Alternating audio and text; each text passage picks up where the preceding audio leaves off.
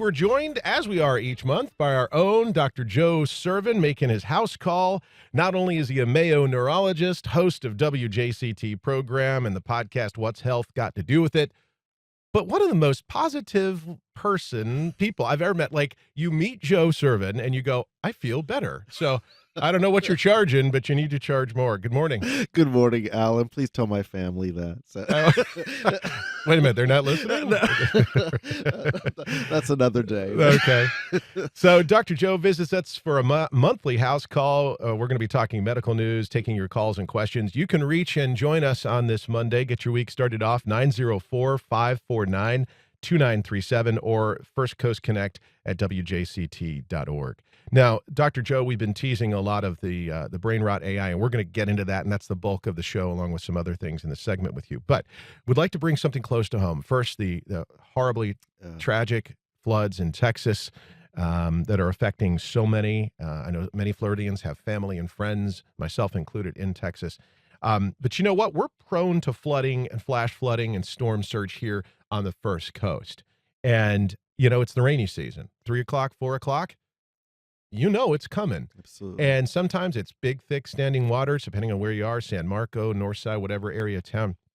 And so just real quickly, what are some just top-of-mind awareness and reminders that people should keep in front of them during these times that can cause some danger? The first thing is just the imminent danger of just having a whole bunch of water around. In other words, like in this Texas thing, which I'm so sad to hear about, is more about, survival, get to safer ground, higher ground, those obvious pieces. Right. Once you get past that, it's about remember that floodwaters are not clean waters. They have tons of junk and trash and stuff in it because of the power and the force of this. So be wary of animals. If you don't have to wade in it, don't. When it's standing water over time, that's mosquito breeding ground that creates its own issues along with it. So my easiest piece of advice is try to get to high ground, get out of there as best as you can. If somebody, especially I'm thinking of children, right? Because I know water is not always a pool, son, Right. daughter. And so if your kids have been wading in that water, what can they do? What's the first action to take? I would try to clean that off Fresh out. and get to some place, whether you're at home, hotel, whatever. Get that stuff off of there because there could be chemicals, there could be plant life, there could be any sort of stuff because floodwaters just get everything in there. It's Okay, like a and stew. the clothes too. Wash those clothes, probably separately, Absolutely. soak them. Great, and thank you for that. And it's always something for us to keep in front of our minds. Talking about our minds. All right, so every this is why we can't have nice things. This is the thing I'm saying. When there's a newfangled thing, there's always a question of is it a good thing or a bad thing? And I remember after Google first came around, there was the questions about searching and what it's going to do. We want to talk this morning about AI, and now there's some growing impact studies about the growing impact of AI, artificial intelligence, like ChatGPT and other sources, on human cognition. Yeah. If you're not already using artificial intelligence, then many would say you're missing out on the opportunity on tasks like writing, scheduling, storytelling, condensing time. But now researchers are starting to say, but there could be a negative impact. From the top down, let's funnel this. What's the broad message that's being researched right now? The broad message is what does constant AI use do to our brains and specifically our ability to creatively think, to critical skills or critical thought process for decision making that does not allow you to have to always check with ChatGPT or Claude or Perplexity or Copilot or whatever product you're using to make decisions. Mm-hmm. And so researchers are now using neural tools, whether it's looking at EEG data to see what happens to brain activation during cognitive activities, looking at what happens to kids with or without AI tutors, and what happens when you turn off that AI, if you will? And thirdly, what about just general creativity? I teach online, and we have a policy you're not supposed to use AI. But my goodness, sometimes I Right. look at these essays coming on, I go, "This is a little too perfect." And and I'll borrow the words from one of the analysts here, a little soullessness that Yes. comes into it. They're perfect, crafted, and everything, but you're like, did you really write that? Because that's not the way you email me. That's not the way you talk. So when these studies and the research, there's a couple of different studies that are referenced, and now we'll move down the funnel a little bit. Uh, MIT Media Lab study. College students who use ChatGPT to write essays showed significantly lower brain engagement and produced less original work. A UK survey frequently leaked to weaker critical thinking. Again, early stage studies, and we'll talk Right. about that. A Wharton study, students who relied on AI tutors struggled once the tools were removed. And then, this research is now being unpacked. But despite the study, scientists are actually cautioning these are preliminary, not conclusive. What is this study really saying, and what are you seeing out in the communities? I think at the bottom line, what this is telling us that we are just at the precipice of just trying to understand this. I mean, this is a relatively new technology, but what I've watched, as I've seen with others, is that suddenly when people start getting into this, they don't stop. It's very addictive technology, is what I'm noticing. In other words, you find that when someone starts using ChatGPT or any of these other tools, they don't stop. Mhm. And then you start having this over reliance. And the question is, when you don't have that around, can you still do? I mean, are we offloading of the most human of things, Yeah. creative thinking, decision making, to a computer, and then you're just being left to be kind of do nothing? I mean, this is like, especially when we're talking on a larger context about the concerns about brain health, cognitive health, prevention of dementia and Alzheimer's. What does this type of stuff do when you don't have to think anymore?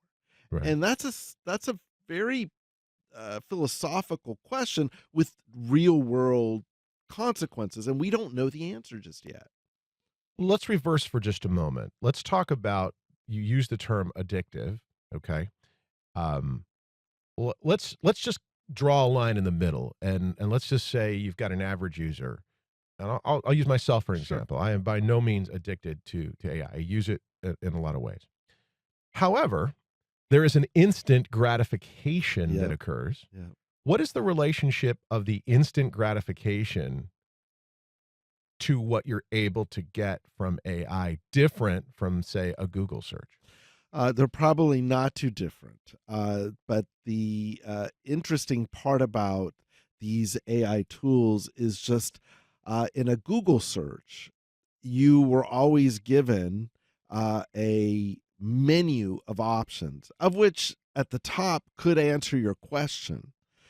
And you were happy when you got this menu of options. Right. In AI, it's so precision. It's so driven to you because it's learning, right? It's Mhm. learning you, your thought, how you respond. So it keeps giving you almost the top search, and with a little plus. And so that gives you that little high of like, that's exactly what I was looking for, or this thing gets me. The thing is, like, when you get into kind of like more interpersonal stuff, like especially these character driven AI things where you can actually like, it's not just offloading the summary of something you want, but it's offloading your communication with a friend, and it's pitching it back to you. If you've tried that, that's a very interesting rabbit hole to go down because it doesn't stop. Mhm. And it can confuse you because you think you're talking to your friend, but instead this is a thing that's just Well, reaching out to you. you can actually create a relationship with a problem. Yep. You can state the problem as if you're a potential solution and build a relationship with that. Let's jump on to the phones. If you'd like to join us, feel free to do so via email or call us directly, 904-549-2937, just like Sally did. And Sally has a question about programming bias. Sally, what's your thought and question for Dr. Joe?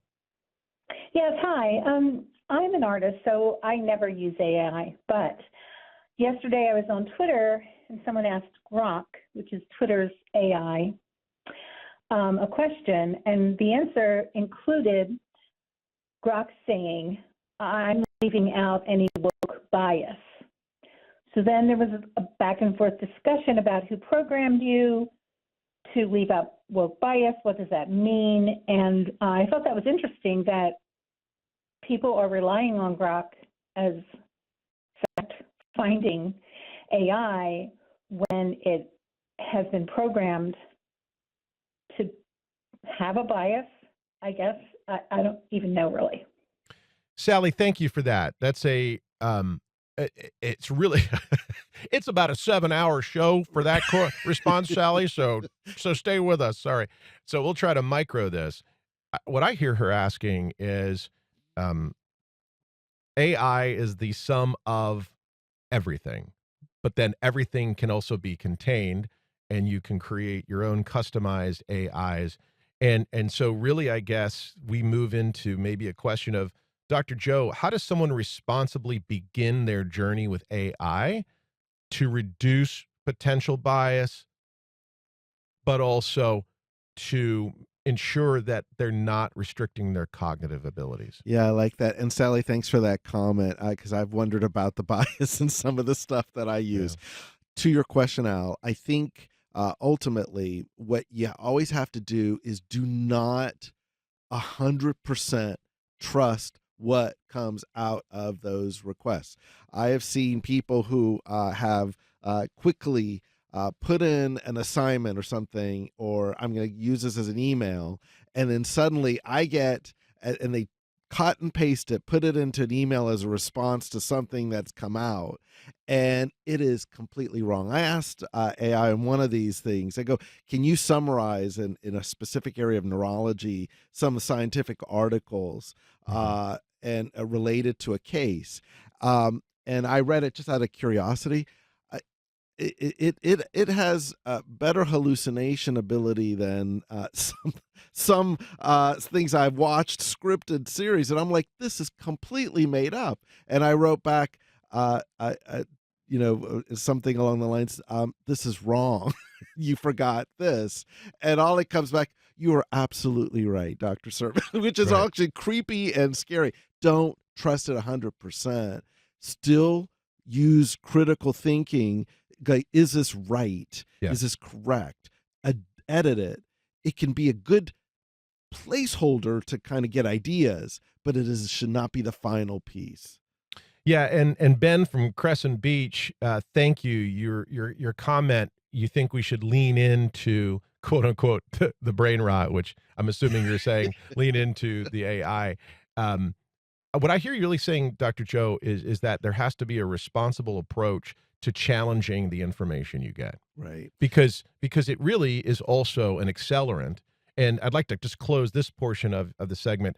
How are you seeing that AI can be an accelerant and an advantage for critical thinking? Well, one thing is, like, even in clinical notes, when I see patients, I have the option and ask permission for AI to listen in, and it can generate the note, and then I edit the note, and it picks up things and I add things, and that can be a godsend to kind of making sure that there's a good clinical note. And I think that's a good example of it. But my interpretation of what's going on with the person as a physician has not changed. But at least I got the documentation down. And I think things like that can be a very nice benefit. We'll close this loop by the following. Socrates warned that writing would make humans forgetful. In the mid-70s, teachers fretted that cheap calculators would strip students of their abilities to do simple math. And during the rise of search engines, there was fears amok the world that we would have digital amnesia. There you go. And so walk with intelligence, ask the questions, and what I hear you really saying is be aware of the absolutes. Absolutely. Excellent. Unintended. If you're just joining us, we're talking with Dr. Joe Sirven, Mayo neurologist, host of WJCT program What's Health Got to Do with It? And we just wrapped brain rot. I mean, Just a couple of minutes, so we did it. During the first meeting of the Health and Human Services Secretary Robert Kennedy Jr.'s recent downsize of the vaccine panel, Yes. there was a lot of discussion. The group voted to stop recommending flu vaccines, including thimerosal, a vaccine preservative. So what is thimerosal? Why is RFK Jr. recommending this and staying away from flu shots? So thimerosal is used in certain flu vaccines primarily to help prevent contamination when you use a single vial amongst different people with multi-use. It's typically used in flu vaccines. The thing about thimerosal is that it gets metabolized in the body to ethyl mercury, which is a very distinct mercury, which I might add in trace amounts, it's been found to have no impact. It's different from the mercury in tuna, which is methyl mercury, which has very real impact. So nuance matters here. What they vote is they want to get rid of thimerosal in flu vaccines. And to be honest with you, if you do single dosing of the flu vaccine, there's no thimerosal in it. But in some of these cases, and so this is one of those bringing back something from 10, 20 years ago and bringing it up as a front end starts scaring people off. Mercury, all that stuff with regards to that. That's what we're talking about here. All right. My next question is fueled with a lot of fire on both sides of the question. Some argue thimerosal causes autism. What is the science? That has been debunked and debunked over and over. It is. These are things that just continue to come up. That has been studied exhaustively, and that is the concern. That here we are. I don't know if anyone will ever feel comfortable with those results if it keeps coming up. In other words, that how much proof do you need, if you will? That has been studied so much and has been clearly been shown not to have that link. And isn't that, without going too far off the rails, but you're a clinician. Your entire existence is based on a human condition, but that's related to science. And so you have to study the science. Right. But isn't this about what happens when the question about the science itself is proverbially a I don't believe? Right. And that's what's very hard. So you have to this is where I think public health in general has to do a better job of just meeting people where they are, answering their questions to the degree that you can, and not let the void be filled in by a lot of kind of misinformation, if you will. I think back to your first story. This is one of those, I mean, our first topic. This is one of those places where you can use a responsible application of AI Fair. combined with a Google search, combined with talking to your clinician and other families to get a responsible outcome, correct? Absolutely. And that's the key. Of course, it is going to be based on whatever data source that AI is pulling from, but Right. that's another day. Okay. Yeah, there you go. All right. So we're tackling the world here. We've got RFK policies. We've got thimerosal. Now let's talk about fungus. I love this. Listen, there's nothing funny about this, but yet how do you not say fungus and not? I know if you're looking at Dr. Joe right now, he's actually it's a great way of putting it. Right All right. there. So the sad part is that it's a deadly fungus that's actually linked to deaths in archaeologists who have been excavating ancient tombs. And there's a question now that it could be turned into a cancer-fighting compound. So as a moment of history, actually back in the 20s when they were excavating King Tut's tombs, archaeologists' deaths prompted theories of this spore exposure. And then in Casimir IV's tomb in the 70s, 10 of 12 scientists. So again, going back to the science and the data. What are we talking about here, Doc? This is a very specific fungal mold. It's called Aspergillus flavus. It is a one that, by the positive side of this, has been found by physicians at University of Pennsylvania, I believe, to be the perfect source for a new anti-leukemia drug. It means that it kills some of these cells. But for these folks, it had the opposite effect. Like, chemo is designed to kill cells. You want to kill the cancer cells. In these cases, it caused serious health problems to these people. Here's an example of using a natural fungus or mold to Mhm. create a cool new medication. I might add, that's the story of penicillin. It was a fungal spore as well, Uh, and has now become common. It's not something you do every day, but for certain purposes, it's a nice way of saying, here's where nature can be used, stuff that we don't even know that may be in front of us that could serve as a huge element of a potential cure for something horrific like leukemia, which is what they're using this for. so it's found in soil. How common is it? And I mean, are we talking like I'm digging in my backyard? Typically not so common. This having to do with the specific areas and decomposition, if you will. I kind of look at this like, oh, this is the anti-story to that great Max show, The Last of Us, where a fungal pandemic killed everyone. It's a reminder that these things can both have negative consequences, like they did in these archaeologists that found it, but can also be leveraged to be a potential help for us as well in terms of future medications. And I think that's what's kind of cool about this. What's in nature that we just haven't discovered that's still amongst us. Why did the team only experiment on leukemia? Just out of I curiosity. think it was just kind of more that they found normally things like that are just a little bit of serendipity. They go, if this can kill this type of blood cell, I Mhm. wonder if it could kill a cancer blood cell. And that's kind of neat, See, it's all a loop. right? Seriously, it is curiosity Yes. that drives the science. The question is, how can you leverage, hold it, AI to help increase your curiosity? See how I did that? I'm very impressed. That's great. Thank you. Thank you. You should you should live in my head Right. for about 3 hours and you'll be exhausted. All right. Korean Botox Inotox. I mean, I know. I I sometimes think, Joe, when I listen to you, Dr. Sirven, that we should just never tell you what we're going to talk about and just No. watch your response. I'm No, loving it. seriously, people are in self-injecting Botox at home. Is that what this story is about? Here, if I'm going to connect it to the last one, this is another naturally appearing terrible thing, which is now a positive thing. Okay. Yeah. Botulinum toxin is what kills people. It paralyzes you. In this case, Yeah.